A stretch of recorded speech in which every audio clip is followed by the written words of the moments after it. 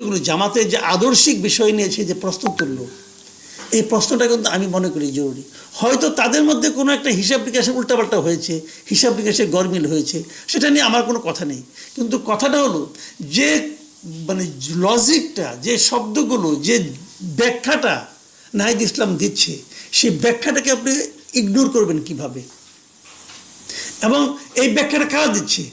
জুলাইয়ের সংস্কার বিষয়ে জামাতের যে ভূমিকা ছিল না, জামাত যে আসলে একটা কৌশলী ভূমিকা নিয়েছিল, জামাত যে প্রতারণা করেছে, এই ব্যাখ্যাটা কে দিচ্ছে?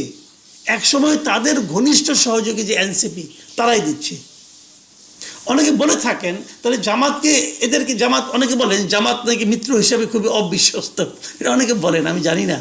এবং বলেন এইভাবে যে জামাত একসময় বিএনপির খুবই মানে বিশ্বস্ত মিত্র ছিল, দীর্ঘদিন রাজনীতি করেছেন, তারপর জামাত সেখান থেকে সরে এসে এখন বিএনপির প্রতিদ্বন্দ্বী হয়ে গেছেন, এবং এই বিএনপির সঙ্গে প্রতিদ্বন্দ্বিতা করতে যেয়ে তারা এনসিপির সঙ্গে গাঁটছড়া বেঁধেছেন, এবং তারপরে এনসিপিকে ব্যবহার করেন, এনসিপিকে ছুঁড়ে ফেলে দিয়েছেন, এই সমস্ত কথা বলা হয়। বাট বাস্তবে কি, এটা মনে হয় আগামী কয়েকদিনের মধ্যে আরও স্পষ্ট হবে।